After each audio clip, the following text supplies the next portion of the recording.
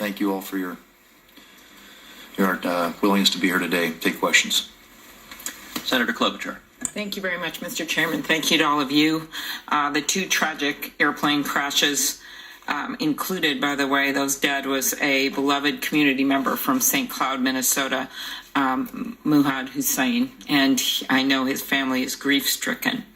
And following these crashes, as many of my colleagues has talked about, it is very important that we figure out our certification process and get it right so we can prevent similar tragedies in the future.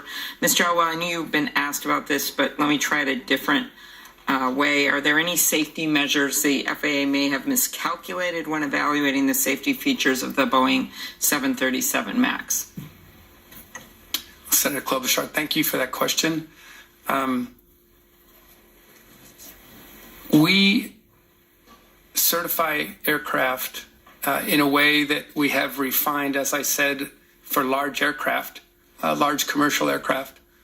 It's been refined 130 times, over 130 times since we started doing these.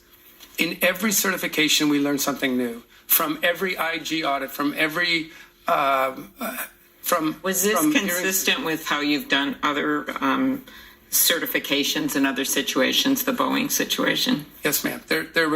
This was an amended type certification that followed the procedures we used to determine and then to execute amended type. But if you learn something else after this investigation or other things come out, you may change that process. Absolutely. That's how we get better. And Mr. Scova, what is your office's timeline for this audit?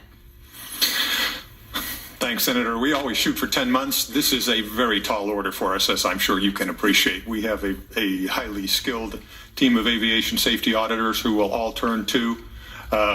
If we can meet 10 months, I'd optimistically say great. It may well be some months after that. We will get to it as soon as we possibly can because we truly appreciate your interest on all these matters. Thank you. Thanks. Mr. Elwell, back to you. According to a recent New York Times article, Boeing charged airlines extra for critical safety features. These were optional add-ons. Following the crashes, does the FAA plan to update the requirements for aircraft safety features or take other action to mandate that these features are not optional? Mm-hmm. Well, Senator Klobuchar, when we certify an aircraft, whether it's amended or a new type, critical safety features, that's an important term. If something is a critical safety feature on an aircraft, a passenger aircraft that we certify, it's not optional. So critical safety features are part of the certification package. And I think what you're referring to is AOA displays on the CRTs in the cockpit. And I can tell you, as a pilot who's flown several aircraft in the military and the civilian world, I had aircraft that had AOA displays in the cockpit, and I had aircraft that didn't.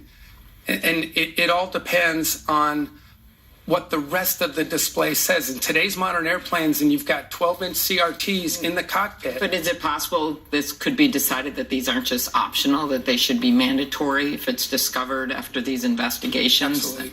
Okay, and then do you know an estimate of how many safety features that the FAA lists as optional right now that detect sensor malfunctions? Are there ones, or could you tell it to me later in writing?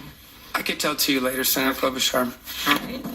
All right. Chairman Soma, what role does the U.S. play in setting international safety standards when it comes to training for foreign pilots? I know you'd answered some questions about training from my colleagues, but do we have any role there? I'm just thinking because we had someone from Minnesota was killed. And Sure, Senator Klobuchar, and we are, as I've mentioned, we are a member state to the International Civil Aviation Organization that sets recommended